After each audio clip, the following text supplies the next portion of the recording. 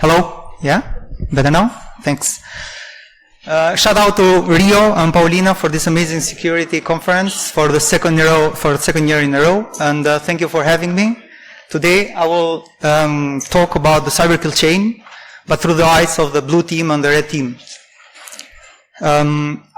The normal disclaimer, so please try to use them, all the techniques and tactics that I'm displaying in this presentation for education purposes. And we all know that cybersecurity is, we have heard today, volatile, changing the landscape quite often, complex, so there's no one solution fit all. So please do proper due diligence, proper analysis in order for you to be more protected.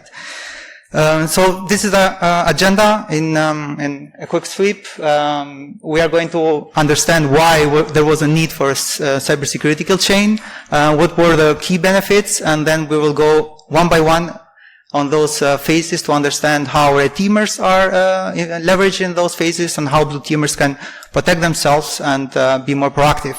And in the end, some closing remarks. Something about myself. I've been in the market for more than 15 years, in cybersecurity for at least 10.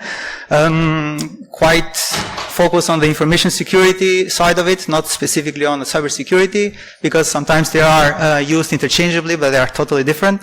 I consider myself, and this is my daily task or daily job, cyber threat analyst, and I'm very fond of those reports where all our security researchers go through and granularly, detailedly display all the tactics that the different actors are using, some recommendations and some proactive measures that companies and organizations can do, but also people. The occasion blue team or red team, of course, but no more on the concept of this new trending thing that has come, the purple teaming, which is something that I'm quite fond of. And lately, I'm tipping my toe on the digital forensics. It's quite interesting trying to understand. So when those post-mortem incidents or activities are handling, how malicious actors or even red teamers have left quite a lot of footprints here and there, and if they are not aware. And one of those examples, amazingly, was the log deception technique. So quite helpful. I'm going to follow it on it. But then I'm quite, let's say, a sponsor on the continuous learning mindset. So you should always learn more, develop more, be up to date, because we have said that technology, it's moving quite fast and we cannot be behind. So yeah, there are some logos on my certification, my achievements, many more to come, of course, but something that I always say even to my colleagues, when I undertake a certification, this would be my last, but you can see there are a lot. So yeah, why there was a need for cybersecurity? So, cyber kill chain, a new framework that, let's say, gave organizations the upper hand on red teams and activities. So, I split it in three major, let's say, groups or categories throughout the timeline of previous technology evolvement. It looks like a trilogy of Lord of the Rings, but I want to group it more on the 20s years, 1970s and the 1990s, where there were the dawn of cybersecurity. We had development of firewall, the IPSs, we had all those companies implementing some kind of security, because before that they had just a modem, you could log in and you were in the infrastructure. But yeah, they said we need to do something. They put some walls in order to protect themselves, but also there was the time when some of the earliest antiviruses, they were based on signatures, hashes, like basic stuff in order to detect malicious intent. And then we moved to late 90s and early 2000s. So we have the hacking groups, the development of the hacking groups. They were organized, they were well developed and well informed what the threat landscape was, and they were leveraging this knowledge in order to infiltrate environments, hack viruses and worms. And yeah, we have the rise of the first worm in 1988, if I remember well, because my research went quite broadly. But then we have the mid-20s. So we have this new breed of cyber attacks, the APTs, the advanced persistent threats. So, and beside everything that they are, but they are highly organized and highly persistent. So don't just think them someone in their mom's the first floor, that they are in the dark, but they are heavily organized, and they have rooms, they have offices, they have HR, and yes, sometimes we have heard also those names like cartels of hacking groups, which is crazy enough. So what were the key issues the companies were facing back then? So the landscape was quite complex. So we were talking about the time where there was a boom in the internet. So everyone wanted to go online, public website, public the research and everything. So everyone was accessible from everywhere. So the threat landscape was quite complex, and companies were not able to follow and how to protect themselves. So there was also a lack of understanding. So how an attacker was getting in by just getting some notification that, oh, we are hacked. Okay, what we do now? And then we had more an approach of reactive. So when the incident happened, organizations, the companies were taking some action. So, oh, we got hacked, let's do something. Then we had, let's say, unorthodox incident response. So the incident response were, let's say, not organized, not standardized. So everyone was doing something ad hoc in order to prevent some or to take actions because everything was reactive. Then we had that reliance, as I said, on traditional defense. So we had companies that were relying, oh, we have a firewall, we have IPS, I'm secured. But those IPSs, those firewalls were relying only on some basic hashing, basic signature, which were easily, and every now today knows that they are easily bypassed. And then, yeah, they can get the upper hand, they can give the upper hand to red teamers and hackers. We had quite a lack of coordination between teams, so everyone was not organized, working on silos. Everyone was doing his own thing. With the development of DevOps teams, we had also some challenges related to shadow IT. So even organizations, they didn't know what they had because everything was up to other teams to manage. We had siloed security tools, so no integration, no coordination between them. And a team that was managing the email security, there was a team managing the firewall, there was no communication between them. So there was quite of the challenge. And also something that I see actually today, companies were focused more on the compliance other than security, but not as a business decision, but compliance as an action for cybersecurity, like mitigating through compliance, which sometimes is quite challenging. I'm not saying the compliance is bad, it's great, but not the answer for your cybersecurity threats. So yeah, that was the rise of the cyber kill chain. In 2011, Lockheed Martin was the defense contractor, published this white paper. I'm not going to name the name, but published where they presented the cyber kill chain. And it was a map that they delivered to everyone, security professionals, that they could use to navigate throughout the whole life cycle of the attacks.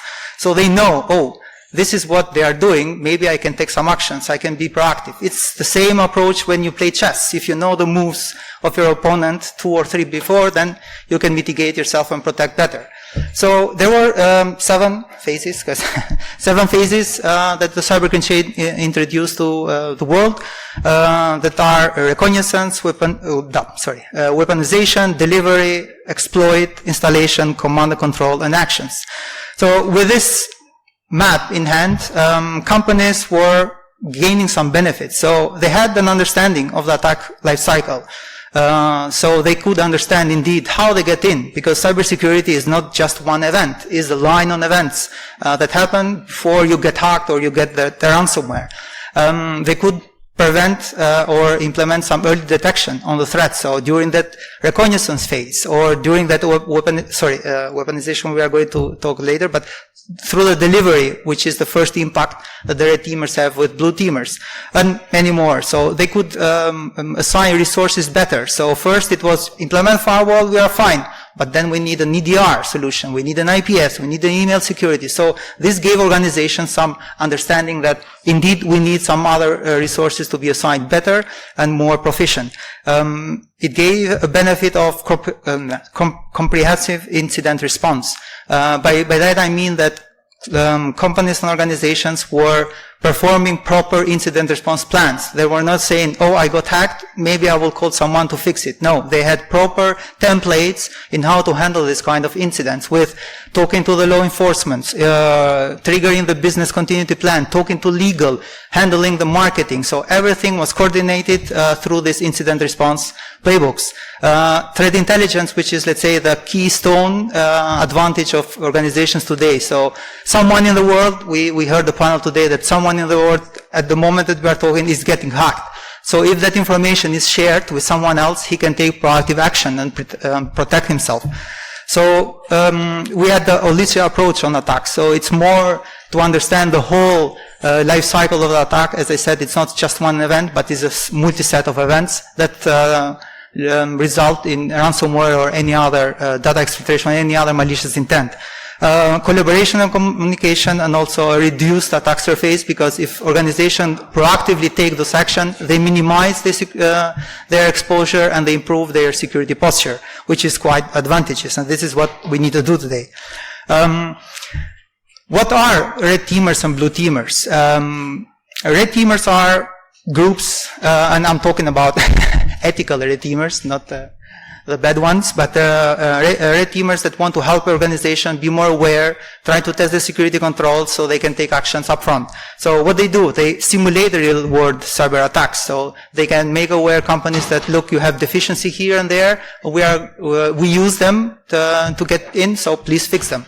So they identify vulnerabilities and weaknesses in the system. They disclose that information to the companies. They don't use it in order to leverage them in some way or to ransom them, ransom them in a way. They test the efficiency, and also they explore potential new attack vectors like social engineering or USB dropouts or any third-party supply chain attacks or any other techniques. As a blue teamers, which are usually internal to the companies, but sometimes can be also outsourced, they defend. This is the other side of the coin. So they defend from these cyber attacks, and they monitor and analyze the whole network, and they detect and response based on playbooks or SOAR. We saw today it's quite important in order to minimize the noise and to handle those, let's say, level 1, level 2 incidents that can take much time of the security analyst, and also implement security controls. Bless you. So what were the phases of cyber kill chain and how they were leveraged by red teamers and blue teamers? So let's start with the reconnaissance. So the reconnaissance is the phase where red teamers conduct their research and planning in how to know the target better, how they can, excuse me, how they can meet their objectives. So what they do, they go online, because everything is online nowadays. And we have heard about those techniques, the active and the passive scanning. So on the passive scanning, there's no interaction, so you are not aware as a company that someone is doing some research on you. So they go through social media, they go through the company website, they go to third party that you interact with, and they gather all this information. And something that is being used quite often today is that third party integration, because you might be safe and you have implemented all those mandatory requirements, but your partner that you are working with has no protection at all, and you are trusting him. So if that information comes from there, you say, oh, it's fine, I'm going to accept it. So that is something that red teamers are doing today.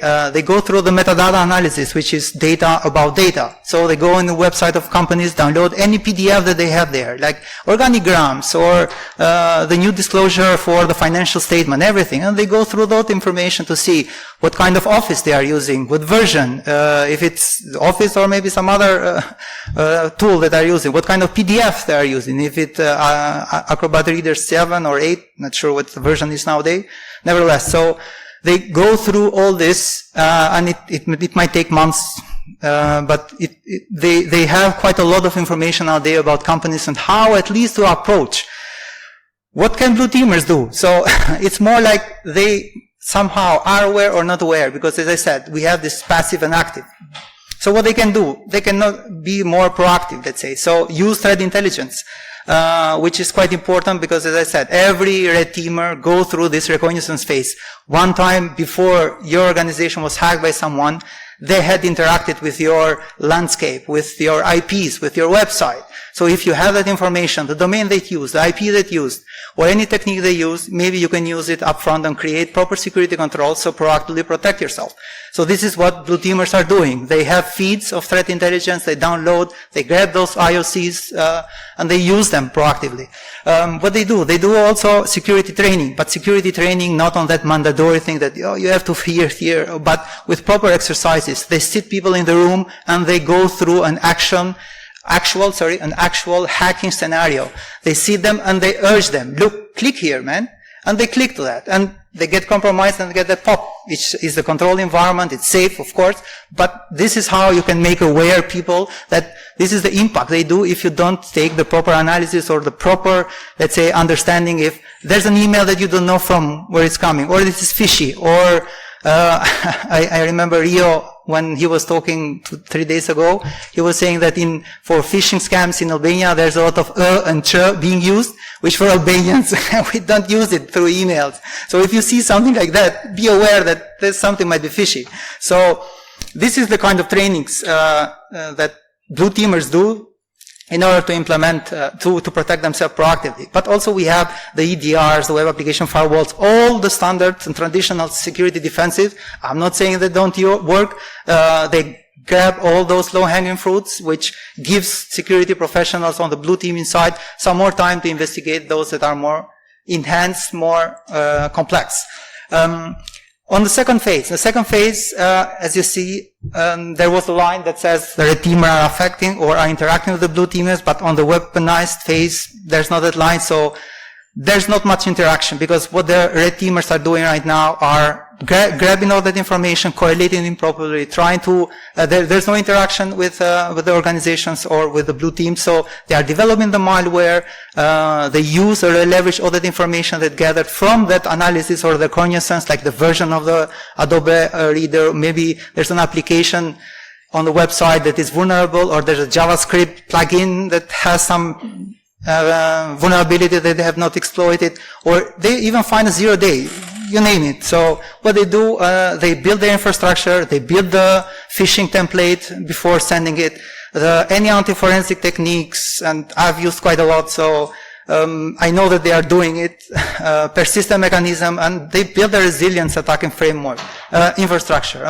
That resilience is something that nowadays security teams or red teamers are using and leveraging quite often, because we know that if there's an IP that's fishy, or there's a threat intel that says that please block this IP, then the whole infrastructure they are using is going down. So it means that they are not doing their job, which it's not beneficial for the red teamers. So this is why they perform those resiliency. They just change an IP, and the whole back end is the same, but the front end is a different domain, is a different IP.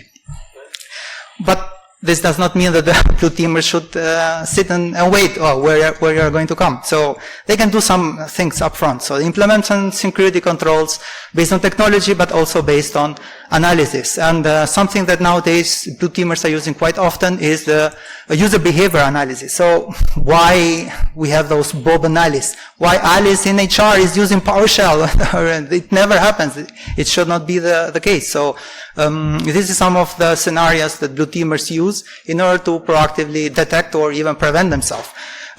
Security awareness, as I said, network segmentation is something quite important, because it gives an opportunity to organizations to stop the bleeding. When you are hacked, just cut your hand, because you can survive as a business without that. So move forward, try to focus on resiliency and business continuity. Don't focus on, why that antivirus didn't work. Doesn't matter. Focus on business, because in the end of the day, you need to make money as a business or organization. You need to not focus on that specific threat or that specific actor or that specific tool.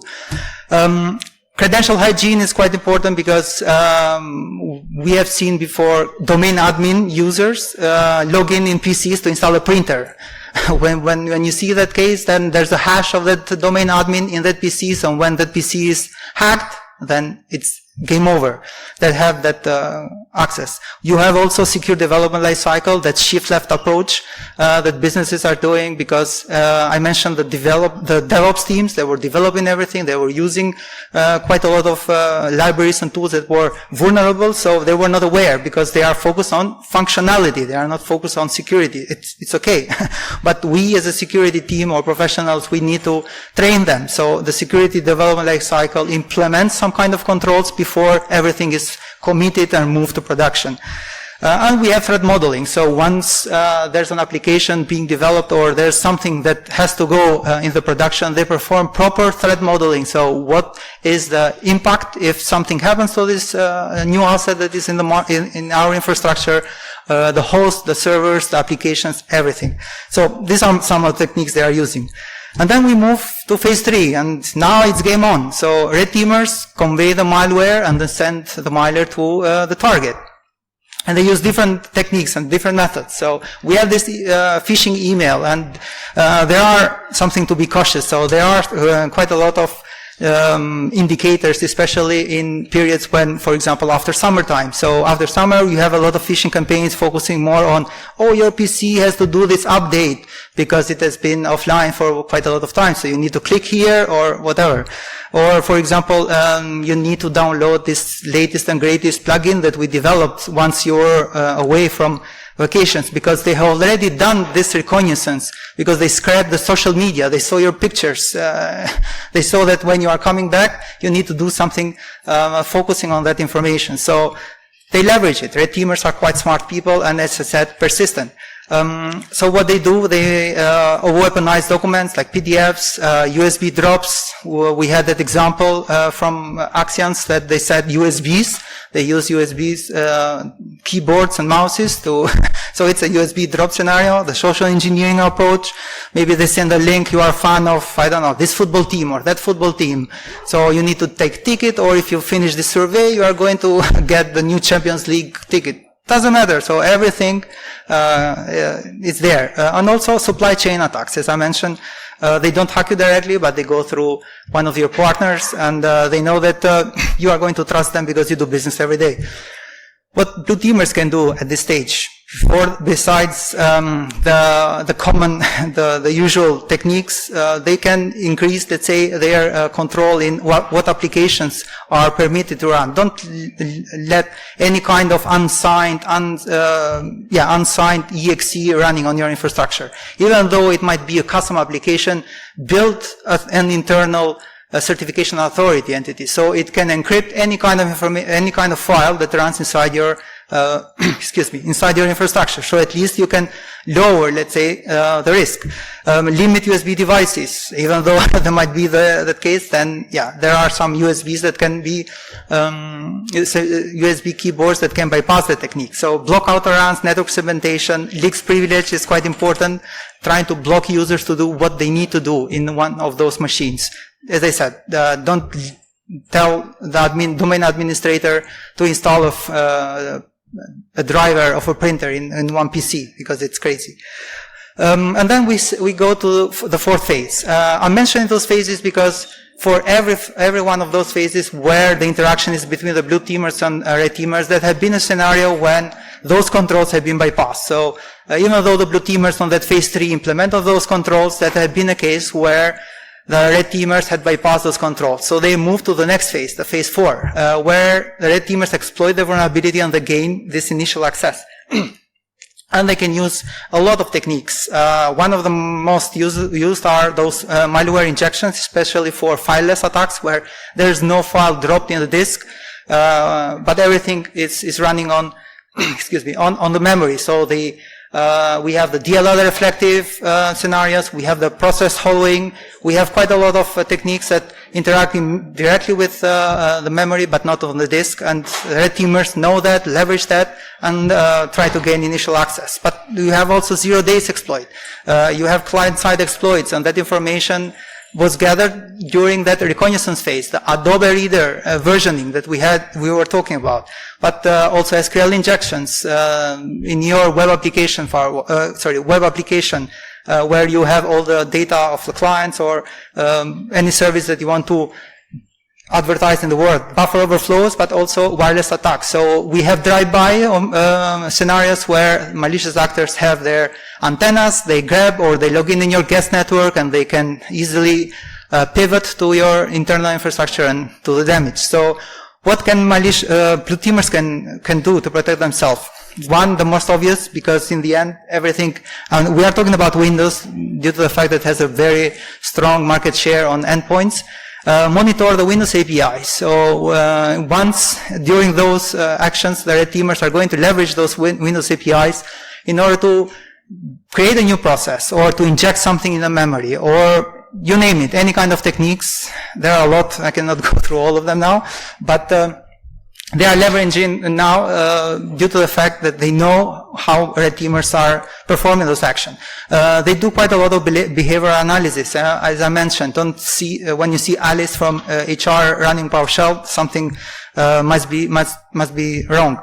Patch management is quite important for blue teamers during those phases, because it gives them some upfront protection for vulnerabilities, not only when someone externally discloses that information to you, but you take proper actions and running the infrastructure on your end, not waiting for someone else. They implement security endpoint and also go through the OS and application hardening. So before having that asset being connected to the network, they go through all those best practices to limit the exposure of any kind of service, like services that are not needed, block any ports that are not needed, implement firewalls beside the EDRs one that are not needed. So anything that minimizes and hardens the application or the OS.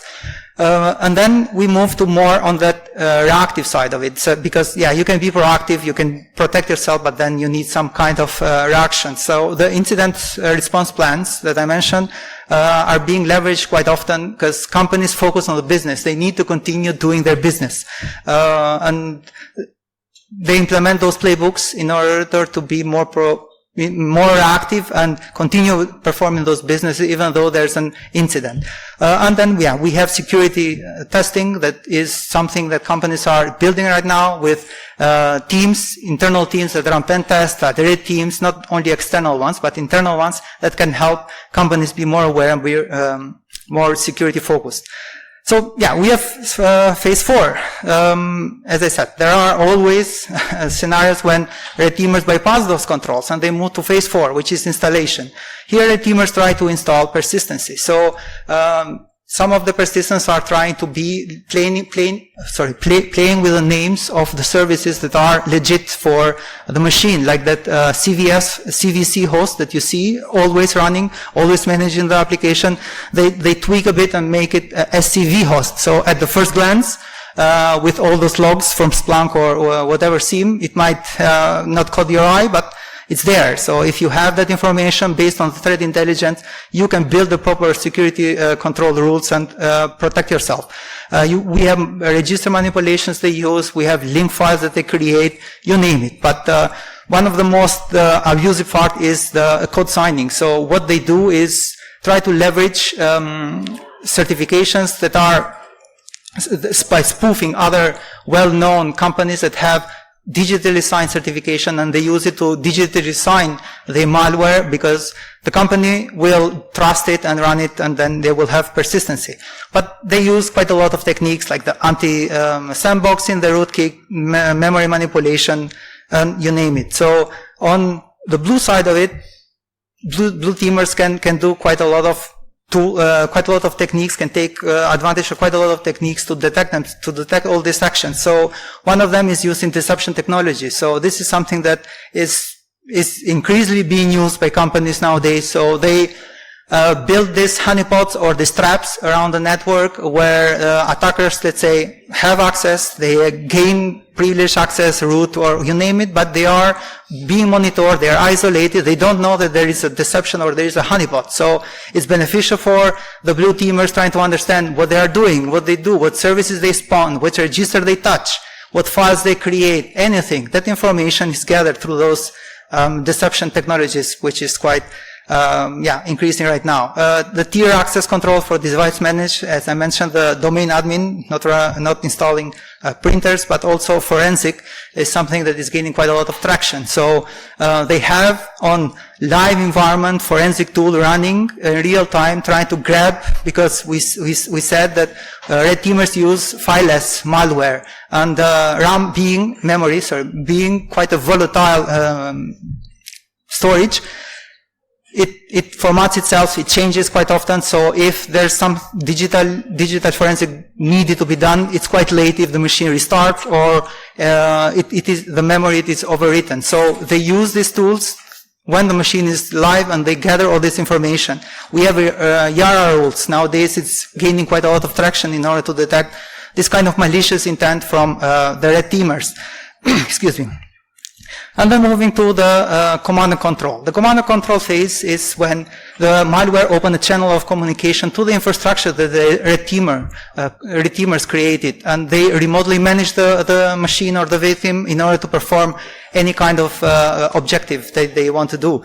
Some of the techniques they use is domain fronting, which is the name of the host you use leverages CDN infrastructures in order to hide themselves, because companies trust those CDNs, and many of the cloud providers use nowadays, like Amazon, Google, but yeah, they are minimizing day and day, but it's still there. They use the domain generated algorithms, where you have those big long websites with 65 strings in order to access something externally, and it's quite used by the red teamers to keep the persistency in the environment, but also as a data exfiltration, because they can base 64 that information, and then on the other side recollect it and decode it and have all the information they wanted.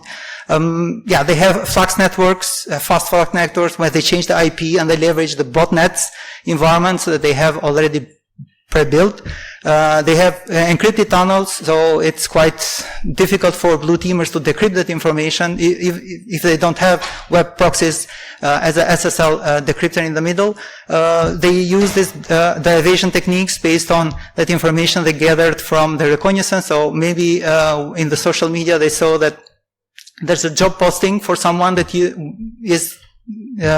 should be known to Symantec endpoint. So they know that the company uses Symantec endpoint. So they leverage the information to create the evasion technique specifically for the tool. And what blue teamers can do.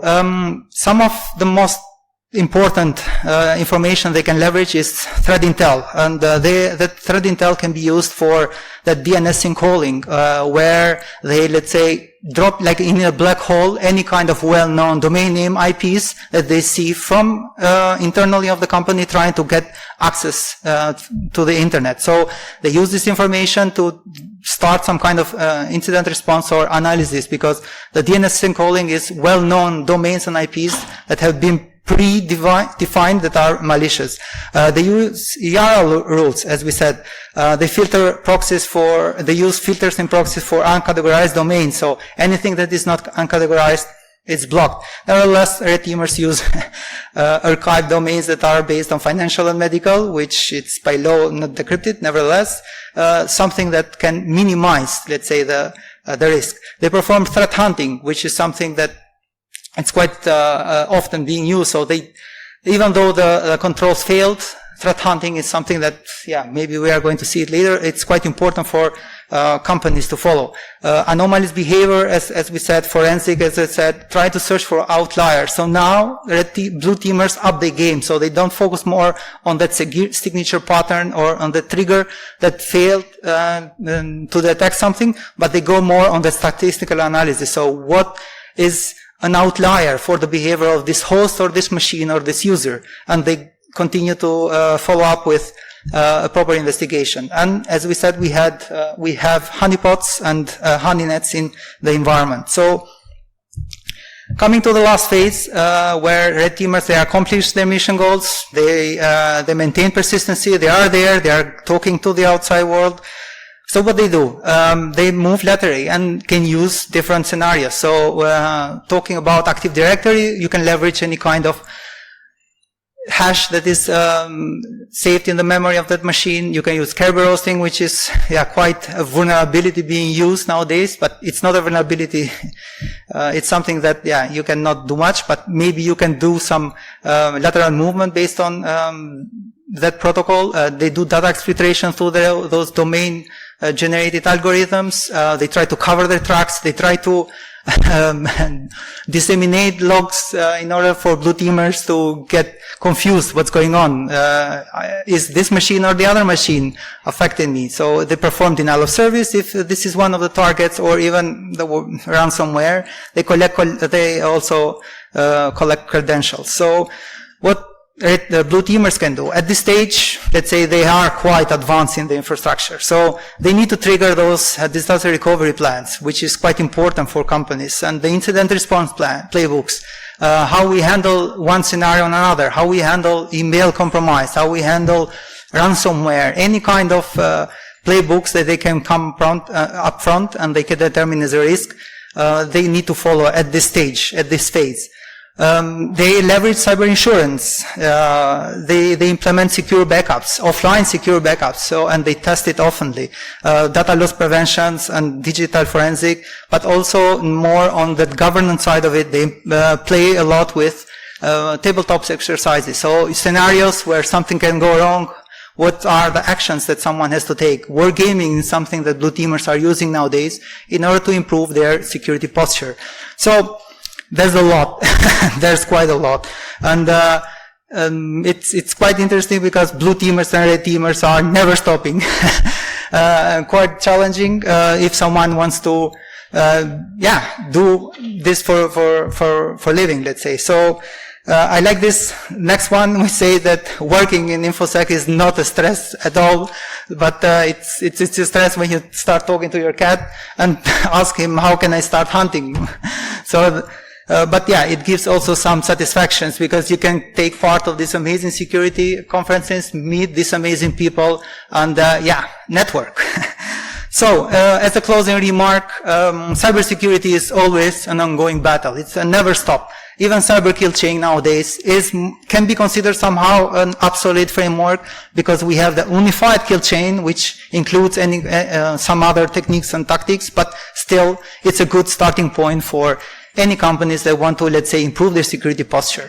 There are a lot of frameworks, unified kill chain, Mitre, NIST, CIS, you name it, but at least you need to have an understanding, and these are some of the key takeaways that I want to leave you.